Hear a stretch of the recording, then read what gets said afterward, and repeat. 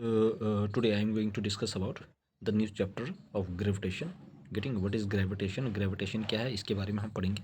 इससे पहले मैंने जो हीट का चैप्टर था वो पूरा कंप्लीट करवा चुका हूँ. गेटिंग तो ग्रेविटेशंस कहाँ से आएंगे, gravity plus attractions. Getting gravitation कहाँ से आ गया, gravity plus attractions. Getting sir Isaac Newton give this term in 1665.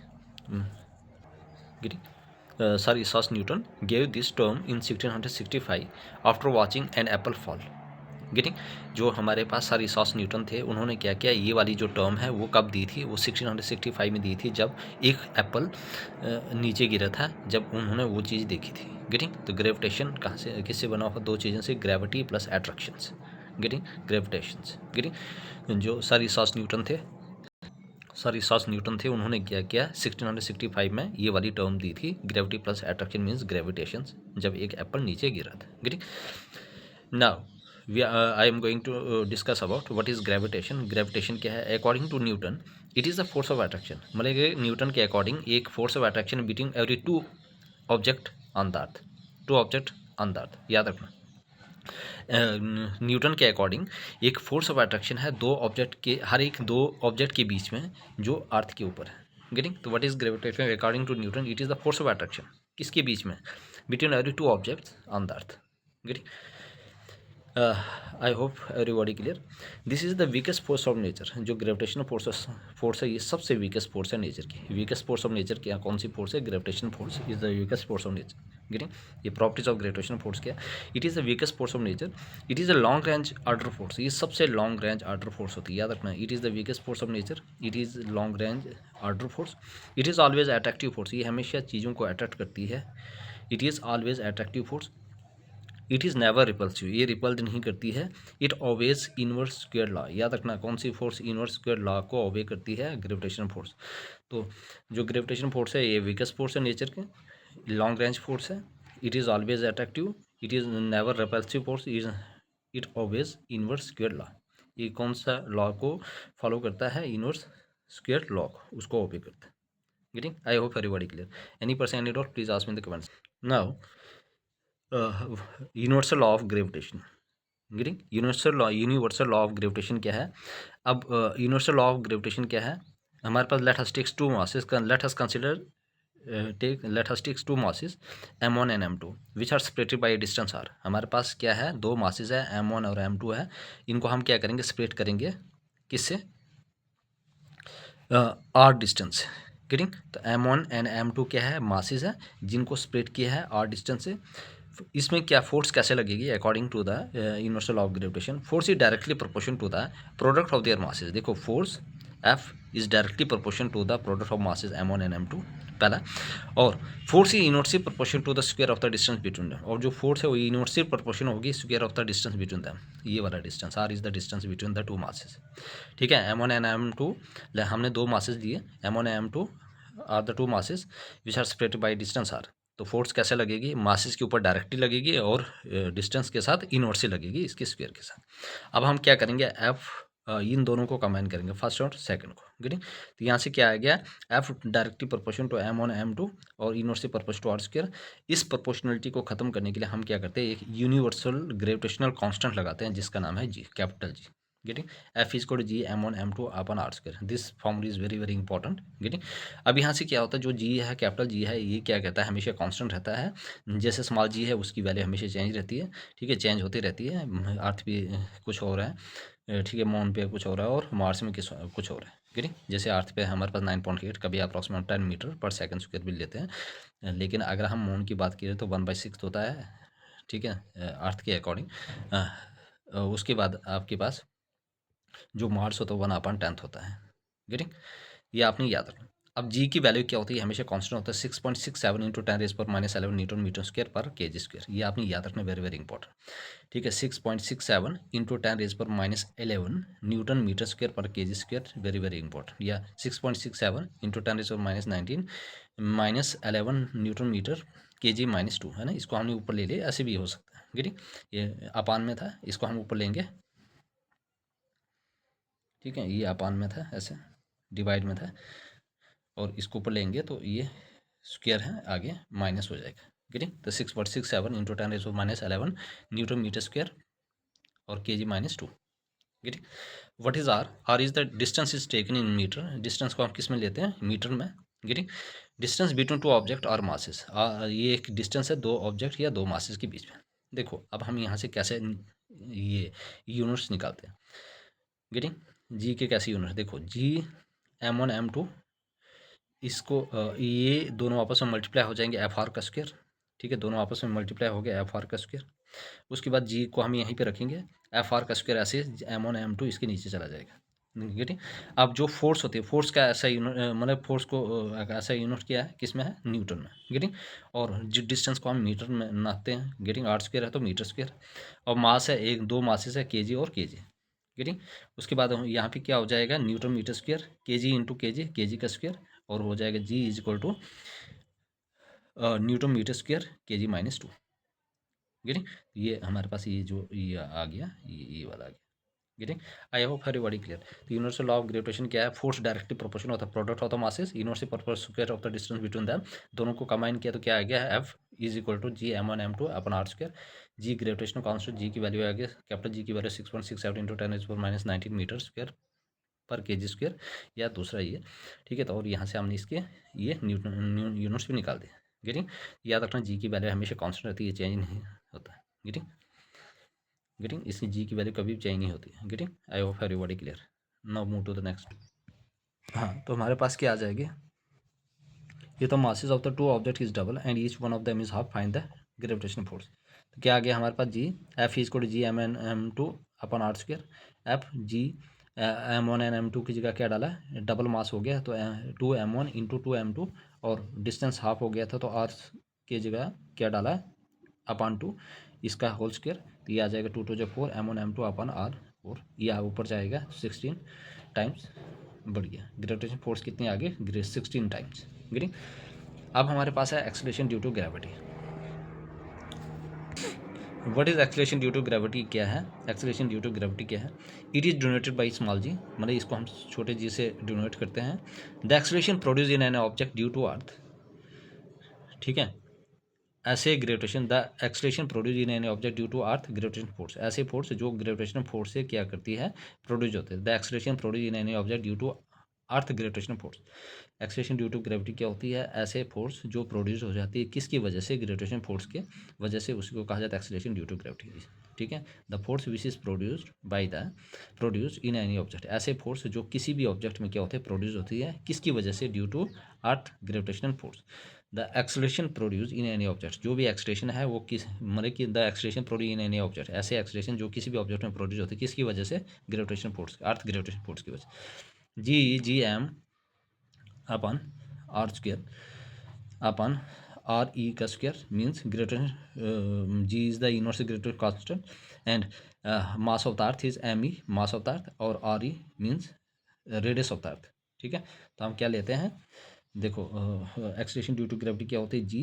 G M जो जो हमारे पास जी है ना, ये भी हमारे पास एक किस्म की फोर्स है। जैसे हमारे पास है W is equal to M G, ये भी क्या है? हमारे पास एक किस्म की फोर्स। क्या है? एक किस्म की फोर्स, याद रखना। तो जी फोर्स की जगह हम क्या डालेंगे? ये। ठीक है, जैसे ये वाला है, यहाँ की जगह क्या डालेंगे? G is equal to G m1 m2 upon earth square, क्योंकि हम अर्थ की बात करें तो हम अर्थ की लेंगे, अपन रेडियस भी किसका लेंगे? अर्थ की लेंगे। ठीक है, ये आपने याद रखना। तो जी एम ई और मास ऑफ द अर्थ, और r E radius of the earth. ठीक, ओके। अब हमारे पास क्या होता है?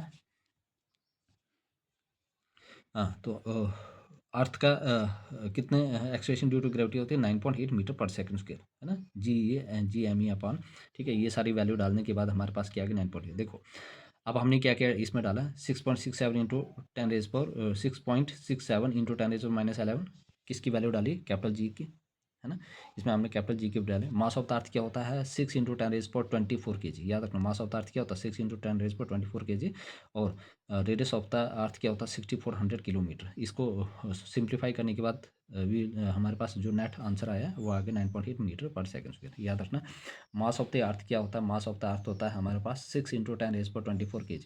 मास ऑफ द अर्थ कितना होता है? 6 इंटू 10⁻24 kg। और रेडियस ऑफ द अर्थ क्या होता है? 6400 किलोमीटर।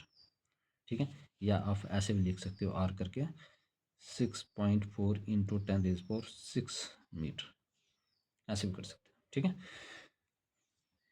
या ये चीज़ आपने याद रखना है। तो एक्सलेशन ड्यू टू ग्रेविटी क्या है, इसको हम स्मॉल जी से डिनोट करते हैं। एक्सलेशन प्रोड्यूस किसी भी ऑब्जेक्ट किसके द्वारा, जब ग्रेविटेशन फोर्स के द्वारा कोई भी फोर्स प्रोड्यूस होती है वो एक्सलेशन प्रोड्यूस होती है, मतलब एक्सलेशन ड्यू टू ग्रेविटी होती है। ठीक है, the acceleration produce in object due to earth gravitation force, मतलब जो भी एक्सलेशन प्रोड्यूस होती है वो किस वजह से होता है, एक्सलेशन अर्थ ग्रेविटेशन फोर्स की वजह।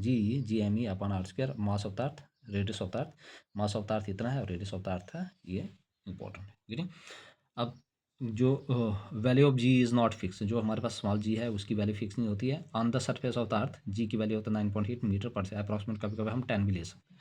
ऑन द मून 1/6 और मार्स में 1/10। Getting any person error please ask me the comment. अच्छा, the value of ji is different for different planets. जो वैल्यू ऑफ जी है, स्मॉल जी है, उसकी वैल्यू क्या होती है, अलग अलग प्लैनेट्स में अलग अलग होती है। The value of ji is different for different planets, अलग अलग प्लैनेट्स में इसकी वैल्यू क्या होती है, अलग होती है। मॉन्स में इसकी वैल्यू होती है मास ऑफ, मतलब कि मॉन पे क्या होती है इसकी वैल्यू 1/6, मार्स पे क्या होती है इसकी वैल्यू 1/10। ठीक है, याद रखना। और अर्थ पे तो पता है 9.8। गेटिंग एस्केप वेलोसिटी क्या होती है, याद रखना, ये भी इंपॉर्टेंट है। 11.2 किलोमीटर पर सेकेंड अर्थ पे, और मॉन्स की एस्केप वेलोसिटी होता है 2.4 किलोमीटर पर सेकेंड। याद रखना, मून की एस्केप वेलोसिटी क्या होती है 2.4 किलोमीटर पर सेकेंड, अर्थ की क्या होती है 11.2 किलोमीटर पर सेकेंड, और मून की क्या होती है 2.4 kilometre per second. Wait of the body at the centre of the earth is 0।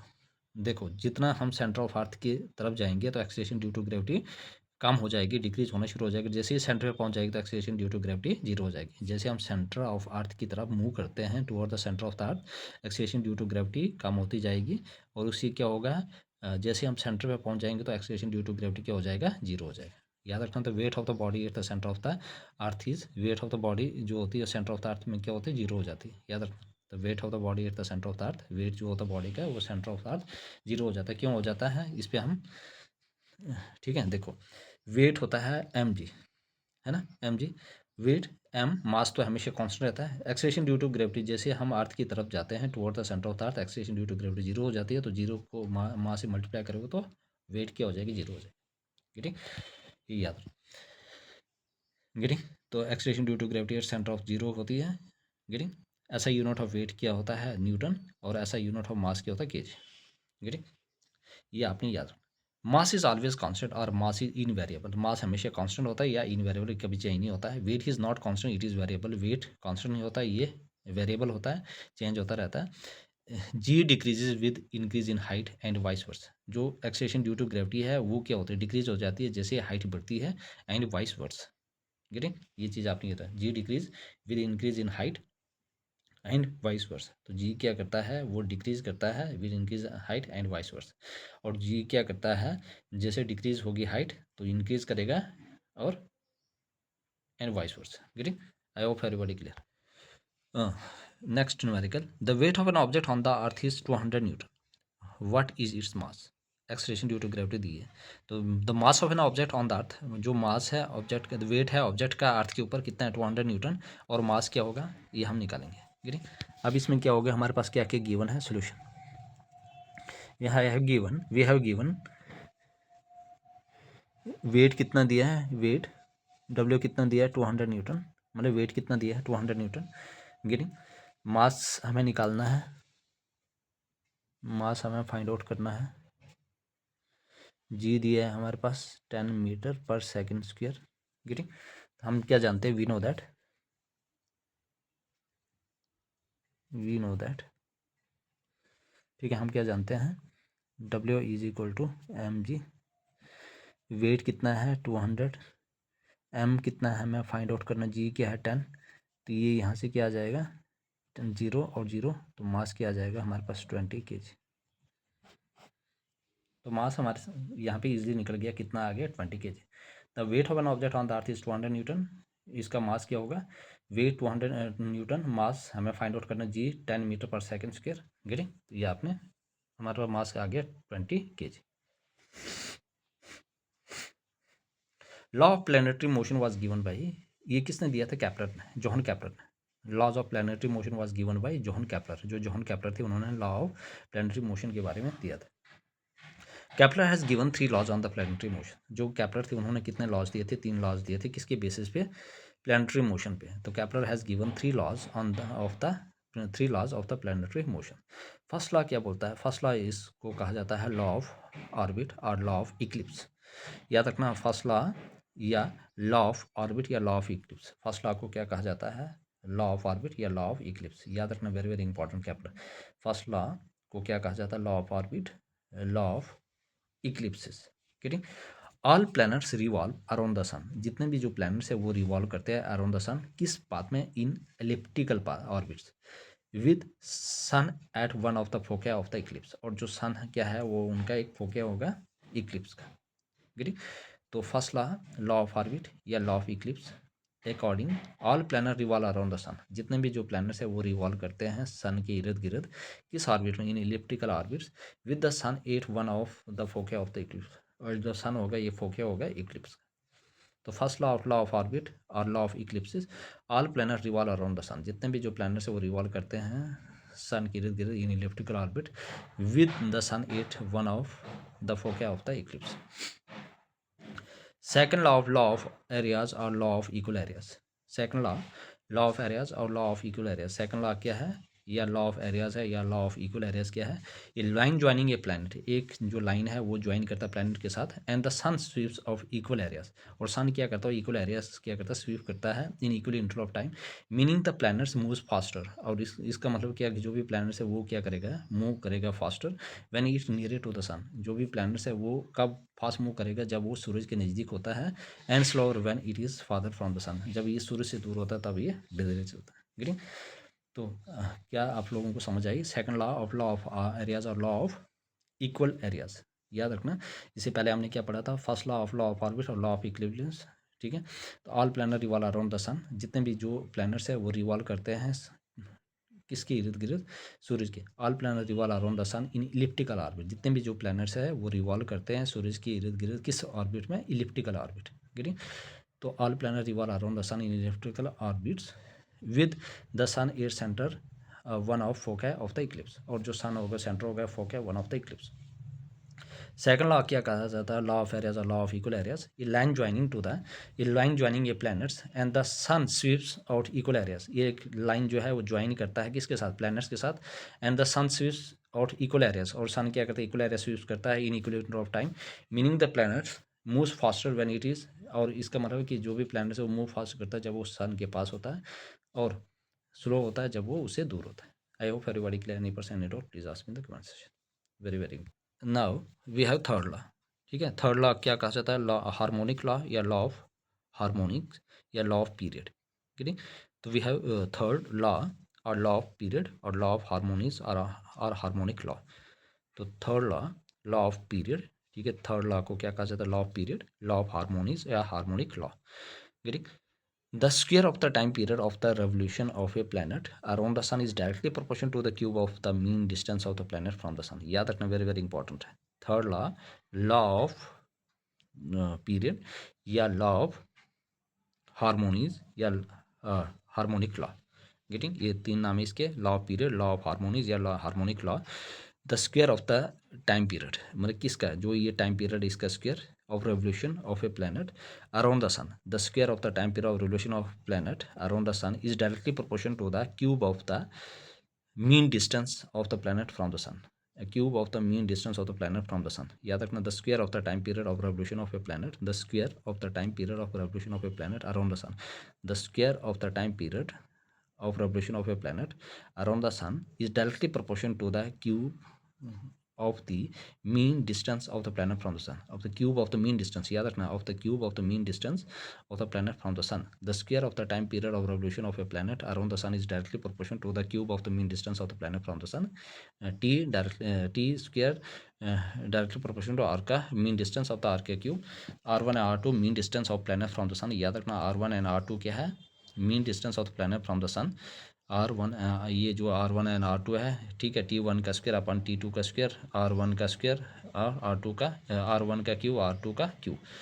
Getting, R1 R1 or R2 mean distance of planet from the sun, T1 and T2 time period of the planet around the sun, और वे revolve in electrical orbits, ठीक है, जो भी orbit से वो revolve करते हैं electrical orbits, getting.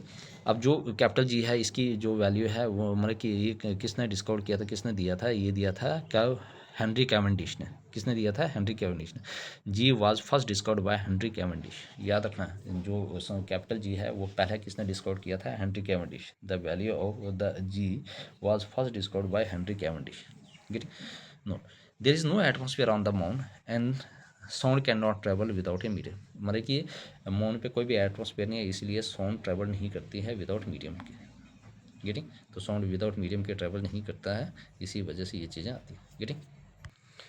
हाँ, if the masses of the two objects is tripled, अगर हमारे पास दो ऑब्जेक्ट के मासेस क्या होंगे, ट्रिपल्ड होंगे। If the masses of the two object is tripled, है ना, then the force between two object will be, the force क्या होगी दो ऑब्जेक्ट के बीच में, getting. If the mass of the two object is tripled, अगर देखो मास क्या होंगे, ट्रिपल्ड होंगे, then the force between two object triple होंगे, 3 3 9 टाइम्स, है ना। मतलब आप ऐसे भी कर सकते हो, जी m1 m2 upon are square, ठीक है। अब इसने क्या बोला, मास, और हम ऐसे रखेंगे और चीज़ें, G 3m1 into 3m2 upon are square, तो एफ क्या आ जाएगा, एफ आ जाएगा 3 3 9 जी m1 m2 upon are square.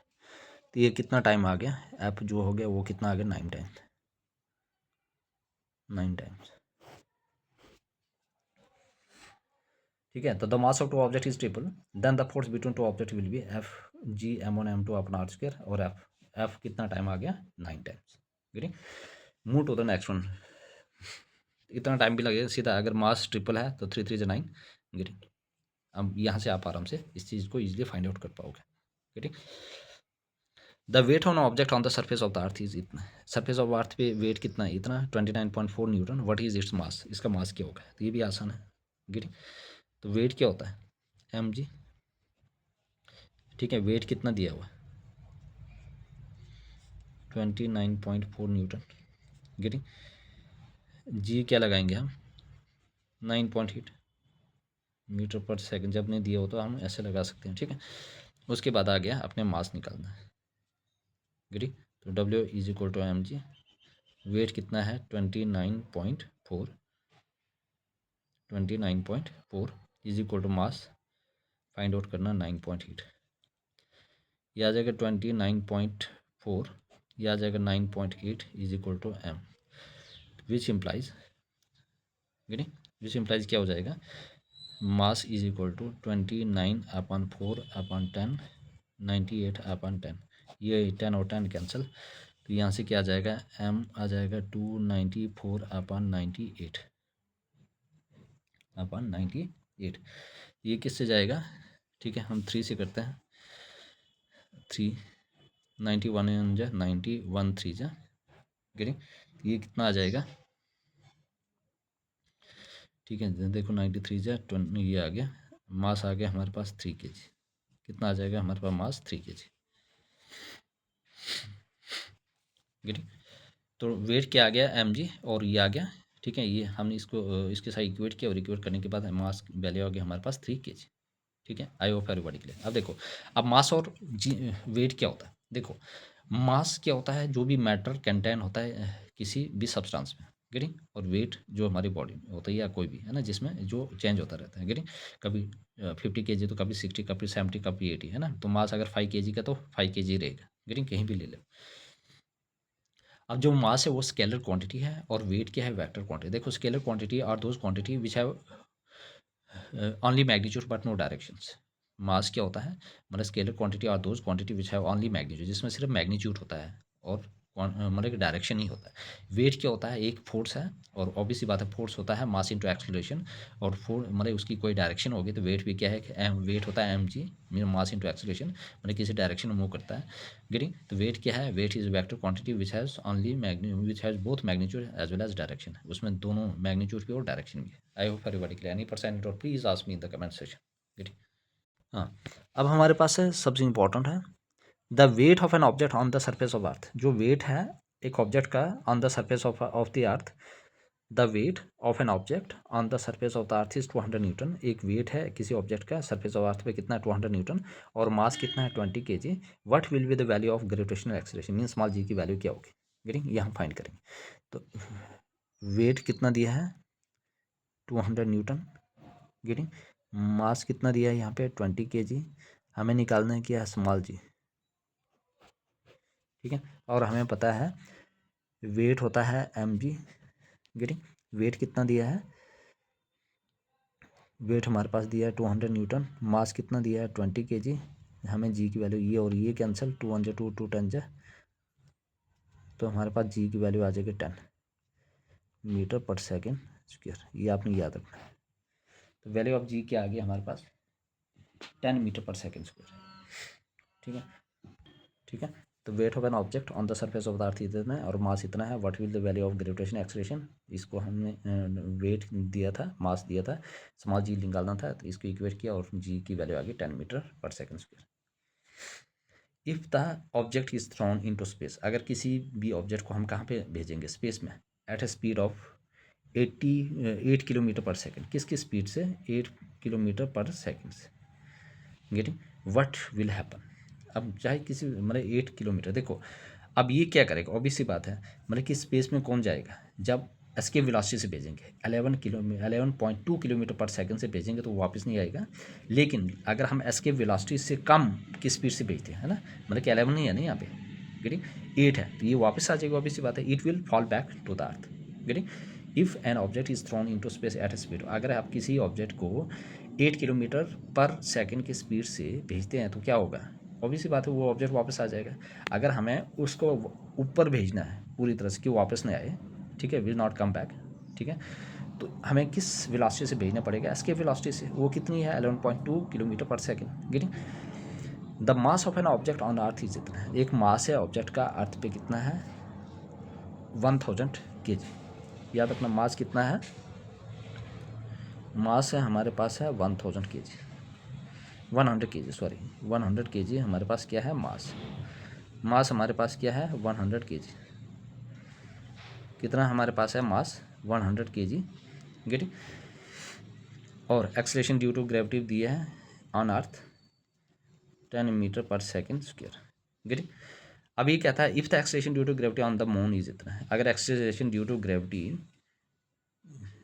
जो है वो मून पे कितनी है अर्थ के कंपेरिजन में 6th then the mass of object on the moon will be. और जो मास होगा मून पे क्या होगा मास कहाँ पे मून पे क्या होगा। ऑब्वियसली बात है कैलकुलेट करने की जरूरत नहीं ये तो मैं ऐसे डेटा लिख रहा हूँ है ना। गेटिंग ये तो 1 सेकंड का भी सवाल नहीं है। देखो the mass of an object on earth is 100 kg और एक्सेलरेशन ड्यू टू ग्रेविटी दिया है।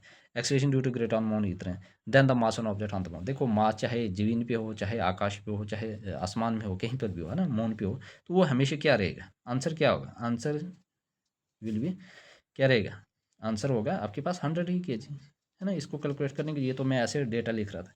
ठीक है तो इसका सिंपल है 100। चाहे मास कहीं पे ले लो वो कभी भी चेंज नहीं होता वो एज इट इज़ रहता है। ठीक है तो इसलिए इसमें अपना टाइम वेस्ट मत करना कि भाई क्या होगा कैलकुलेट करना शुरू हो जाओगे। गेटिंग तो मास जो होता है वो सेम रहता है उसमें कोई चेंज नहीं आता है। ठीक है any person any doubt please ask me in the comments.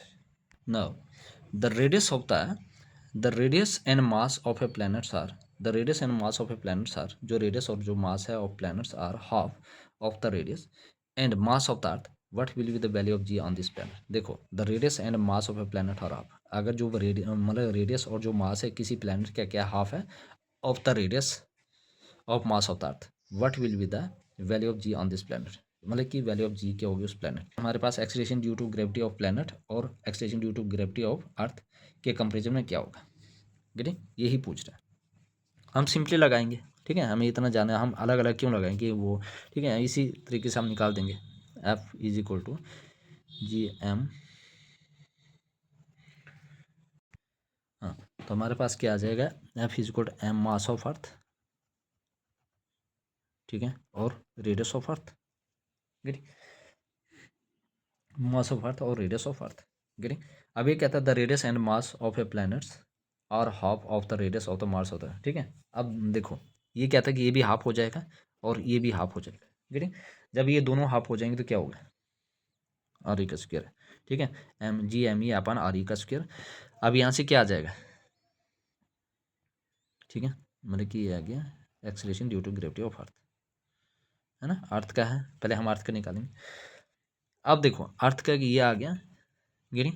ये आ जाएगा हमारे पास 1/2, ऑब्वियस सी बात है, और ये आ जाएगा 1/2 का स्क्वायर, ये आ जाएगा 1/2 अपन 1/4, गेटिंग? तो ये 1/2 इंटू 4, ये आ जाएगा 2, ये आ जाएगा 2, गेटिंग? अब ये कितना आ जाएगा, ट्वाइस ऑफ, गेटिंग? तो acceleration due to of planet वो है, उसके ट्वाइस आ जाएगा acceleration of due to on earth, earth 2 times आ गया, गेटिंग? यहाँ पे हम वैल्यू भी डाल सकते हैं, नहीं तो ऐसे भी आ जाएगा acceleration due to gravity of planet या twice of acceleration due to of gravity of earth, getting? Value of डालो प्लैनेट के अकॉर्डिंग, ट्वाइस ऑफ जी की वैल्यू क्या है 9.8, ठीक है, अर्थ पे तो ये आ जाएगा 19.6 मीटर पर सेकेंड स्क्वायर, ये भी इसकी वैल्यू है और ये भी वैल्यू है, getting? Any person any doubt, किसी को कोई प्रॉब्लम है please ask me the comments, very very important है। The radius and mass of a planet are half of the radius of the mass of the earth, what will be the value of ji on this planet? तो देखो मैंने पहले जी की value निकाला, obvious सी बात है वो उसके ट्वाइस होगा, ठीक है, निकालने के बाद ट्वाइस ऑफ ट्वाइस आ गया, गेटिंग? तो ये हमारे पास ये वैल्यू है। ऐसा यूनिट ऑफ जी क्या है, न्यूटन मीटर स्क्वायर पर केजी स्क्वायर, ये हमने पढ़ा था। वैल्यू क्या है 6.67 into 10⁻11, getting? Every object in the universe attract every other object with a force which is proportional होता है, हर एक object, every object in the universe attract every other object, हर एक ऑब्जेक्ट यूनिवर्स में एक दूसरे को खींच रहा है with a force which is, एक फोर्स है जो प्रोपोर्शनल किसके, product of their masses, multiple of their mass या product of their masses, getting? Inside the spacecraft astronaut feel a weight of, क्या करता है वो, जीरो वेट फील करता है inside the spacecraft, spacecraft के अंदर जो एस्ट्रोनॉट्स है वो क्या कैसे वेट फील करता है, जीरो, कौन सा वेट फील करता है, zero. Inside the spacecraft astronaut feel a weight of zero, याद रखना। An object of mass has a weight of इतना and a mass of 20 kg, what will be the value of acceleration due to gravity? ठीक है, ये भी आसान है। मास कितना है, मतलब कि मास हमारे पास कितना है 20 kg, वेट कितना है, वेट हमारे पास है 200 न्यूटन, तो जी की वैल्यू हमेशा फाइंड आउट करनी है, तो W is equal to mg, ये लगता है रिपीट हो गया, गेटिंग? चलो कर लेते हैं, 20 is equal to mass 20 into g, ये और ये या 10, तो जी की वैल्यू आ गई 10 मीटर पर सेकेंड स्क्वायर। ना the value of gravity changes, जो वैल्यू है ग्रेविटी की जी की चेंज होती है according to the value of R के अकॉर्डिंग क्या करती है, चेंज होती है। हाँ, the value of G changes according to the value of R, जो वैल्यू है ग्रेविटी की वो चेंज होती है किसके according, to the value of R, ठीक है, रेडियस के अकॉर्डिंग, गेटिंग? देखो अब जैसे हम पोल पे देखोगे, ठीक है, वहाँ पे क्या होता है, वहाँ पे जो एक्सेलरेशन ड्यू टू ग्रेविटी वो मैक्सिमम होती है और क्योंकि रेडियस मिनिमम होता है, ठीक है, ये बात आपने याद रखना है। और इक्वेटर पे क्या होता है, रेडियस मैक्सिमम होता है और एक्सेलरेशन ड्यू टू ग्रेविटी जो होती है वो मिनिमम होती है, ठीक है? तो रेडियस से क्या होता है, आपके एक्सेलरेशन ड्यू टू ग्रेविटी में चेंज आता है। Value of G depends on the mass of the massive body and its radius, जो वैल्यू ऑफ जी है वो डिपेंड करता है किस पे, बड़ी बड़ी बॉडीज के मास पे और उसके रेडियस पे, याद रखना। Value of G depends on the mass of massive body means large body and its radius. The value of G varies from one body to the another, जो वैल्यू है जी की वो क्या करती है, चेंज होती है एक बॉडी से दूसरी बॉडी, जैसे g is equal to g M upon are square.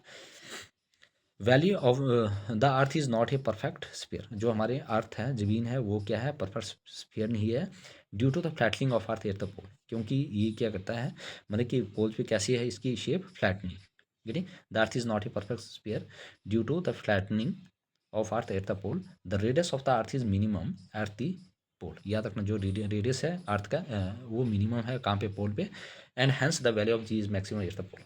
Radius क्या है अर्थ का, मिनिमम है कहाँ पे, पोल पे, इसीलिए जो वैल्यू ऑफ जी है वो मैक्सिमम है एट द पोल।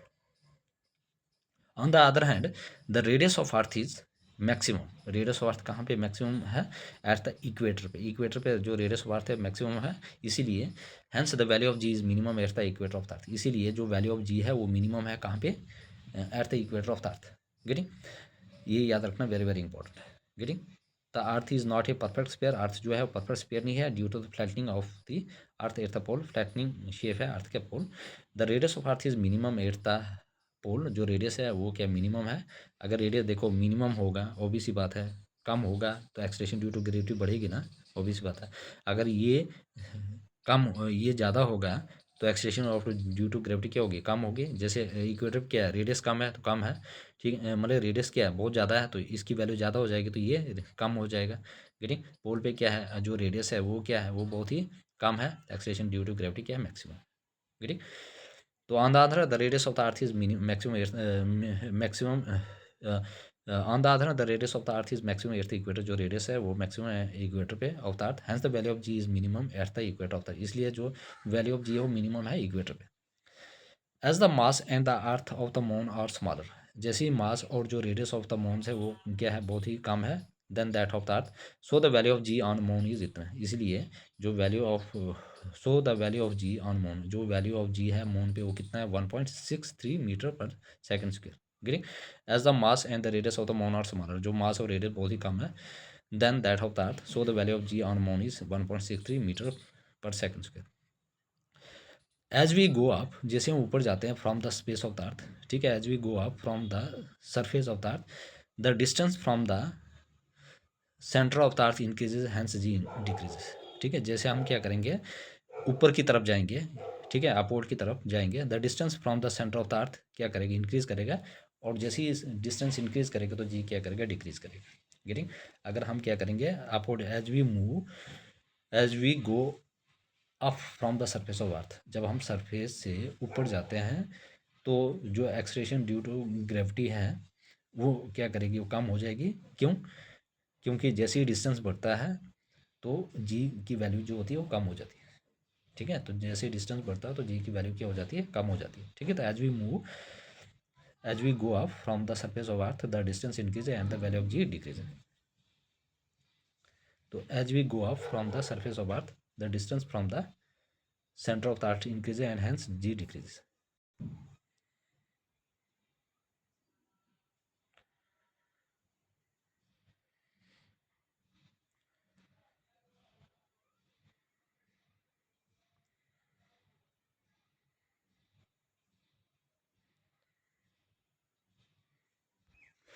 हाँ, अब क्या करेंगे towards the earth, as we going किसकी तरफ जाएंगे, towards the earth, distance from the centre decrease होगा और वैल्यू ऑफ जी भी क्या होगी डिक्रीज, और सेंटर पे जाके क्या हो जाएगा जीरो हो जाएगी। गेटिंग, पोल्स में क्या होता है मिनिमम रेडियस होता है, मैंने पढ़ा है पहले पढ़ा चुका हूँ, और इससे क्या होता है मैक्सिमम क्या होती है यहाँ पे जी की वैल्यू होती है, maximum acceleration due to gravity होती है। इक्वेटर पे क्या होता है हमारे पास, जैसे हम इक्वेटर पे जाते हैं इक्वेटर पे तो वहाँ पे मैक्सिमम रेडियस होता है, तो इसका मतलब minimum acceleration due to gravity है, क्या है minimum acceleration due to gravity है। At the centre of the earth क्या होता है जी की वैल्यू जीरो होती है। What will be the unit of G अपन जी, देखो जी अपन जी की यूनिट क्या होगा याद रखना, वेरी वेरी इंपॉर्टेंट है, आता है एग्जाम में। गेटिंग, तो ये इंपॉर्टेंट, देखो जी की वैल्यू क्या है न्यूटन मीटर स्क्वायर के जी -2, और देखो स्मॉल जी क्या है इसकी वैल्यू हम यहाँ से निकालेंगे डब्ल्यू इज को एम जी, एम जी की वैल्यू जी अपन जी किसके बराबर होता है वेट अपन मास। गेटिंग, तो वेट हमेशा फोर्स होती है न्यूटन अपन के जी, तो न्यूटन के जी -1, तो हमने इन दोनों को इक्वेट किया, ठीक है, न्यूटन न्यूटन कैंसिल हो गया, ठीक है, ये वैल्यू यहाँ पे डाल दी न्यूटन और न्यूटन, देखो हमारे पास जी अपन जी है। गेटिंग, हमारे पास जी की वैल्यू क्या है न्यूटन मीटर स्क्वायर के जी -2, और इसकी ये वाली वैल्यू, ये वाली जो वैल्यू है ये वाली वैल्यू, ठीक है, ये मैंने यहाँ से निकाली है, ठीक है। डब्ल्यू इज को एम जी होता है, मतलब वेट होता है मास इंटू एक्सेलरेशन, जी हमें यहाँ से निकालेंगे वेट के नीचे आ जाएगा मास, मास वेट हमेशा न्यूटन ऐसा यूनिट है, और मास का केजी, ये न्यूटन केजी -1 आ गया, ये हमने यहाँ पे डाल दी, इसको न्यूटन और newton cancel. Getting mass kg ऊपर जाएगी माइनस, तब ऊपर जाके प्लस हो जाएगा, when the basis are same then powers are added. देखा तो इसके ऊपर क्या है 1 -2 + 1 क्या आ जाएगा -1, क्योंकि माइनस की वैल्यू बड़ी है, तो जी अपन जी एम स्क्वायर मास का स्क्वायर के जी -1। Getting, I hope everybody clear. देखो ये हमारे पास है सेंटर ऑफ द अर्थ, ठीक है, तो ये रेडियस ऑफ द अर्थ है, रेडियस ये नॉर्थ पोल और साउथ पोल ये इक्वेटर आके। Getting, the value of g decreases as we go down, अब जैसे हम वैल्यू ऑफ जो जी है वो डिक्रीज होती है जैसे हम नीचे जाते हैं, inside the earth as is become zero at the centre of the earth. Obvious सी बात है, जब हम सेंटर के लिए जाते हैं, नीचे चला जाते हैं, तो वैल्यू ऑफ जी डिक्रीज हो जाता है और सेंटर ऑफ अर्थ तक ये क्या हो जाता है, जीरो हो जाता है। सेंटर ऑफ अर्थ तक क्या हो जाता है, ये पूरी तरह से जीरो हो जाता है। गेटिंग, ये आपने याद रखना। The value of g decreases as we move down inside the earth and it become zero at the centre of the earth. Now earth is not a perfect sphere. हाँ, earth is not a perfect sphere. जो earth है हमारे पास perfect sphere नहीं है। Getting, it is slightly flatten at the pole. जो earth है वो हमारे पास परफेक्टली स्फीयर नहीं है, ये फ्लैटन है at the pole and bulged at the equator. और कैसे है बल्ब, है ना, बल्ब, बल्ब क्या होता है, बाहर के लिए, and bulge at the equator. ठीक है, और कैसे ये बल्ब है कहाँ पे, इक्वेटर पे। Very very important. ठीक है, तो ये क्या क्या है हमारे पास, earth is not a perfect sphere, it is slightly flatten at the pole and bulge at the equator, means oblate shape, oblate spheroid. कैसी है, ओब्लेट स्पीरॉइड। तो earth is not a perfect sphere, जो earth है वो perfect sphere नहीं है। It is slightly flatten at the pole and bulge at the equator, oblate spheroid. Two main reason for variation, मतलब कि दो मेन रीजन है वेरिएशन के, एक है शेप ऑफ द अर्थ और rotation of the earth. Getting, variation क्यों आती है जी पे, जो एक्सेलरेशन ड्यू टू ग्रेविटी है। एक होता है शेप ऑफ अर्थ, दूसरा होता है रोटेशन ऑफ अर्थ। अर्थ की शेप की वजह से और rotation of the earth. Getting, shape of earth क्या होता है, रेडियस एट पोल्स। जो रेडियस ऑफ पोल होता है बहुत ही कम होता है radius at the equator. Getting, इस वजह से ये चीज़ें हैं। गेटिंग, दो मतलब कि टू मेन रीजन है for variation of acceleration due to gravity small g के चेंज होने के दो ही मुख्य कारण हो सकते हैं। एक है रेडियस ऑफ द अर्थ और नहीं sorry shape of the earth और रोटेशन ऑफ द अर्थ। मतलब शेप ऑफ द अर्थ और rotation of the, shape of the earth क्या है, रेडियस ऑफ द जो पोल है वो कम है किससे, रेडियस ऑफ एट इक्वेटर। इसीलिए ये चीज़ें फ्लैटन एट द पोल और bulb at the equator. Rotation of the earth, centrifugal force reduce effective gravity. ठीक है, रोटेशन ऑफ अर्थ से क्या होता है, जो सेंट्रीफ्यूगल फोर्स होता है वो इफेक्टिव ग्रेविटी को कम कर देता है। Strongest at equator and zero at pole. जो सेंट्रीफ्यूगल फोर्स है वो जीरो कहाँ पे है, पोल्स पे है, और स्ट्रॉन्गेस्ट कहाँ पे है, इक्वेटर पे। ये आपने याद रखना है। ठीक है, तो किस वजह से ये वेरी करता है, टू मेन रीजन है। एक है शेप ऑफ द अर्थ, दूसरा है rotation of the earth. Shape of the earth क्या होता है, radius at the pole is less than the radius at the equator. Rotation of the earth, centrifugal force reduce effective gravity, strongest at equator and zero at pole. Okay, अब है eight पोल, है ना। Eight poles में क्या होता है, radius is minimum. Eight पोल में क्या होता है, जो रेडियस होता है मिनिमम होता है और जी इज मैक्सिमम। ठीक है, एट पोल पे क्या होता है, पोल पे रेडियस इज मिनिमम और g is maximum. No centrifugal force या रोटेशन फोर्स इज जीरो। ठीक है, जो भी कोई भी सेंट्रीफ्यूगल और रोटेशन फोर्स जीरो नहीं होता है। अप्रॉक्सीमेट वैल्यू क्या होती है, जी पोल और ये आ गया 9.832 मीटर पर सेकंड स्क्वायर। ठीक है, तो रेडियस एट मिनिमम, रेडियस क्या होता है, मिनिमम होता है और जी इज मैक्सिमम होता है। Centrifugal force, rotation force zero होता है, याद रखना। रेडियस मिनिमम होता है और extension due to gravity maximum होता है पोल पे। Centrifugal, no centrifugal force means rotation force effect is zero. इसमें सेंट्रीफ्यूगल फोर्स होता है, इसी वजह से रोटेशन जो इफेक्ट होता है वो क्या होता है, जीरो। अप्रॉक्सीमेट क्या होता है, वैल्यू क्या होता है, 9.832। गेटिंग, मतलब कि अप्रॉक्सीमेट जो जी की वैल्यू होती है एट पोल 9.832 मीटर पर सेकंड स्क्वायर। एट इक्वेटर में क्या होता है, रेडियस इज मैक्सिमम, इसलिए जी की वैल्यू मिनिमम होती है, extension due to value minimum होती है। Maximum centrifugal force means reduces g. Getting, इसमें मैक्सिमम सेंट्रीफ्यूगल फोर्स होता है। Getting, acceleration due to gravity equator क्या होता है, 9.780 मीटर पर सेकंड स्क्वायर। वहाँ पे क्या था 9.832, यहाँ पे आ गया 9.780 मीटर पर second square. Getting, I hope everybody clear. Getting, तो radius is maximum, G is minimum, maximum centrifugal force due to G, और जी की वैल्यू 9.780 मीटर पर second square. Acceleration due to gravity क्या है, the falling of a body और object from a height. अगर कोई भी ऑब्जेक्ट या कोई भी चीज़ किसी हाइट से गिरती है towards the earth under the gravitational force of earth without any other force acting on it. मतलब कि ग्रेविटेशन फोर्स के अंडर कोई चीज़ गिरती है किसी हाइट से और उसके ऊपर कोई भी फोर्स एक्ट नहीं करती है, तो उसी बॉडी को कहा जाता है freely falling body. Freely falling body, उसी बॉडी को क्या कहा जाता है, फ्रीली फॉलिंग बॉडी। तो एक्सलेशन ड्यू टू ग्रेविटी क्या है, the falling of a body और ऑब्जेक्ट फ्रॉम ए हाइट, किसी हाइट से गिरता है towards the earth under the gravitational force of earth with no other force acting on it, जब इसके ऊपर कोई भी फोर्स नहीं लगती है, and such a body is called freely falling body, और इसी बॉडी को क्या कहा जाता है, फ्रीली फॉलिंग बॉडी। तो एक्सलेशन ड्यू टू ग्रेविटी क्या है, इसमें क्या आता है, freely falling body, the falling of a body और ऑब्जेक्ट, जब कोई भी बॉडी या ऑब्जेक्ट कहाँ पे गिरता है, एक हाइट से किसकी तरफ, towards the centre of the earth, towards the earth की तरफ गिरता है, किसके, under the gravitational force, without without no other force acting on it, और उसी बॉडी को क्या कहा जाता है, फ्रीली फॉलिंग बॉडी। कोई भी ऑब्जेक्ट किसी हाइट से जब गिरता है अंडर द ग्रेविटेशन फोर्स, और उसके ऊपर कोई भी फोर्स एक्ट नहीं करती है, और उसी बॉडी को कहा जाता है फ्रीली फॉलिंग बॉडी। गेटिंग। तो और एक इंपॉर्टेंट मास और वेट में क्या है, मास जो है हमेशा कांस्टेंट रहता है, वेट हमेशा वेरी करता है। स्मॉल कैपिटल जी और स्मॉल जी में क्या फ़र्क है, कैपिटल जी हमें कांस्टेंट रहता है, इसकी वैल्यू क्या, 6.67 इंटू 10⁻⁻, न्यूटन मीटर स्क्वायर पर केजी स्क्वायर, ठीक है, न्यूटन मीटर स्क्वायर पर केजी स्क्वायर, ये याद रखना। और जो स्मॉल जी की वैल्यू है वो अर्थ पे क्या है, 9.8 मीटर पर सेकंड स्क्वायर, और मून पे क्या है 1/6, और मार्स पे क्या है 1/10। गेटिंग। जी चेंज होता रहता है, लेकिन कैपिटल जी वो कांस्टेंट रहता है, ठीक है। तो मास, जो मास है वो हमेशा कांस्टेंट रहता है, वो चेंज नहीं होता है, चाहे आप जमीन पे रखो या आसमान में रखो या मून पे रखो। गेटिंग।